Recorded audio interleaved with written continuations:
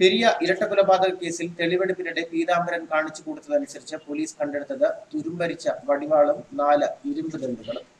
കൊല നടന്ന സ്ഥലത്ത് നിന്ന് 400 മീറ്ററോളം അകലെ CPM പ്രവർത്തകൻ ശാസ്ത ഗംഗാധരന്റെ റബ്ബർ തോട്ടത്തിലെ ഉപയോഗശൂന്യമായ കിണറ്റിൽ നിന്നാണ് ഇവ കണ്ടെത്തിയത്.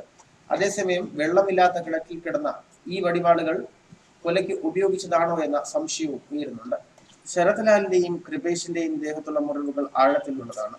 കൃപേഷിന്റെ തലച്ചോറ് പിളർന്നിരുന്നു. ശരത്ലാലിന്റെ കാൽമുട്ടിന് താഴെയുള്ള 5 വെട്ടുകളെ തുടർന്ന് മാംസവും എല്ലും കൂടി കുഴഞ്ഞ അവസ്ഥയിലായിരുന്നു. തുരുമ്പെടുത്ത വാൾ കൊണ്ട് ഇത്രത്തോളം വലിയ മുറിവേൽപ്പിക്കാൻ കഴിയുമോ എന്നാണ് സംശയം. അത്തരത്തിലുള്ള മുറിവുകൾ സംഭവിക്കണം എങ്കിൽ മൂർച്ചയേറിയതും കനമുള്ളതുമായ ആയുധം വേണമെന്നും ഫോറൻസിക് വിദഗ്ധർ ചൂണ്ടിക്കാട്ടുന്നു. ശരത്ലാലിന്റെ ശരീരത്തിലെ 20 മുറിവുകളും വാളിന്റെ വെട്ടേറ്റുള്ളതാണ്. നെറ്റിയിലെ മുറിവ് 23 സെന്റിമീറ്റർ നീളമുള്ളതാണ്.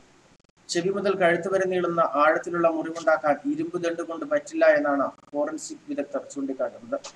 ദണ്ടുകൾ ഉപയോഗിച്ചുള്ള മർദ്ദനപ്പാടുകളൊന്നും പോസ്റ്റ്മോർട്ടം റിപ്പോർട്ടിലോ ഇൻക്വസ്റ്റ് റിപ്പോർട്ടിലോ ചൂണ്ടിക്കാട്ടിയിട്ടില്ല. ഒന്നിലേറെ വാളുകൾ ഉണ്ടെന്നും സൂചനയുണ്ടെങ്കിലും അതേക്കുറിച്ചൊന്നും വിവരം ലഭിച്ചിട്ടില്ല. മൂർച്ചയേറിയ കത്തി പോലെയുള്ള ആയുധങ്ങളും ഉപയോഗിച്ചെന്നാണ് മുറിവുകളുടെ ആഴം പരിശോധിച്ചപ്പോൾ അന്വേഷണ സംഘത്തിന് മനസ്സിലായത്. കിണറ്റിൽ നിന്നും കിട്ടിയ വടിവാളിന്റേതെന്ന് സംശയിക്കുന്ന പിടി കൊല നടന്ന സ്ഥലത്തിനടുത്തു നിന്നും കഴിഞ്ഞ ദിവസം പോലീസ് കണ്ടെടുത്തിരുന്നു. ഇതിലെ രക്തക്കറയും തലമുടിയും ഫോറൻസിക് ലാബിലേക്ക് അയച്ചു. പോലീസിന്റെ റിമാൻഡ് റിപ്പോർട്ടിൽ ഇരട്ട കൊലപാതകങ്ങളെ കുറിച്ച് പറയുന്നത് ഇങ്ങനെയാണ്. പീതാംബരൻ ആദ്യം ഇരുമ്പ് ദണ്ടുകൊണ്ട് ശരത്ലാലിന്റെ തലക്കടിച്ചു. തുടർന്ന് മറ്റുള്ളവർ വാളുകൾ കൊണ്ടും ഇരുമ്പ് പൈപ്പുകൾ കൊണ്ടും വെട്ടിയും അടിച്ചും കൊലപ്പെടുത്തി. കൊല്ലണമെന്ന ഉദ്ദേശത്തോടു കൂടി തന്നെയായിരുന്നു ആക്രമണം. രാഷ്ട്രീയ വിരോധമായിരുന്നു കാരണം. കൂടുതൽ പേരെ അറസ്റ്റ് ചെയ്യേണ്ടതുണ്ടെന്ന് വ്യക്തമാക്കിയ പോലീസ് പ്രതികളുടെ എണ്ണം എത്രയാണെന്ന് പറഞ്ഞിട്ടില്ല. സമൂഹ മനസാക്ഷി ഞെട്ടിച്ച കുറ്റകൃത്യമാണ് പ്രതികൾ ചെയ്തതെന്നും കൊലപ്പെട്ടവരുടെ ദേഹത്തുള്ള പരിക്കുകൾ ഇതിന്റെ ഭീകരത വെളിപ്പെടുത്തുന്നുണ്ടെന്നും കോടതി നിരീക്ഷിച്ചു. കൂടുതൽ അറസ്റ്റുകൾ ഇന്നുണ്ടായേക്കും. ഇനി നാട്ടിൽ സമാധാനം വേണ്ട. ഇത്രയും നാൾ കോൺഗ്രസുകാർ സമാധാനത്തിന് വേണ്ടി വാദിച്ചതുകൊണ്ടാണ് നമുക്ക് 2 പൊന്നോമനകളെ നഷ്ടപ്പെട്ടതെന്നാണ് നാട്ടുകാർ പറയുന്നത്. കൊല്ലപ്പെട്ട ശരത്ലാലിന്റെ ബന്ധു തമ്പായിയുടെ രോഷപ്രകടനം ഒടുവിൽ വിതുമ്പലായി മാറി. നാടിന് നടക്കിയ ഇരട്ട കൊലപാതക കേസിൽ അറസ്റ്റിലായ CPM പെരിയ ലോക്കൽ കമ്മിറ്റി അംഗം പീതാംബരനെ തെളിവെടുപ്പിനായി കൊണ്ടുവരുന്നതറിഞ്ഞ് കല്യോട്ട് നട്ടുച്ച നേരവും നൂറുകണക്കിന് ആളുകളാണ് കാത്തുനിന്നത്.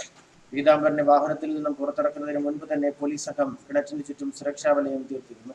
ആയുധങ്ങൾ കണ്ടെടുക്കാൻ പോലീസുകാരൻ കയറും ഏണിയും ഉപയോഗിച്ച് കിണറ്റിലിറങ്ങുമ്പോൾ പീതാംബരൻ പോലീസുകാർക്കിടയിൽ നിസ്സംഗതയോടെ തൊടുകൈകളുമായി നിന്നിരുന്നു. ആയുധമെടുക്കാനായി താഴ്ന്നിറങ്ങിയ കയറിൽ അവനെയും കെട്ടിത്താഴ്ത്തണമെന്ന് ആളുകൾ വിളിച്ചു പറയുന്നുണ്ടായിരുന്നു. ആയുധങ്ങൾ കണ്ടെടുത്ത ശേഷം കനത്ത പോലീസ് വലയത്തിൽ വാഹനത്തിൽ തിരിച്ചു കയറുന്നതിനിടെ കൂടി നിന്ന യുവാക്കളിൽ ചിലർ പീതാംബരനെ കയ്യേറ്റം ചെയ്യാനും മുതിർന്നു. ഏറെ ശ്രമകരമായാണ് പോലീസ് പ്രതിയെ വാഹനത്തിൽ കയറ്റി സ്ഥലമിട്ടത്. ന്യൂസ് ഡെസ്ക് മലയാളി വാർത്ത.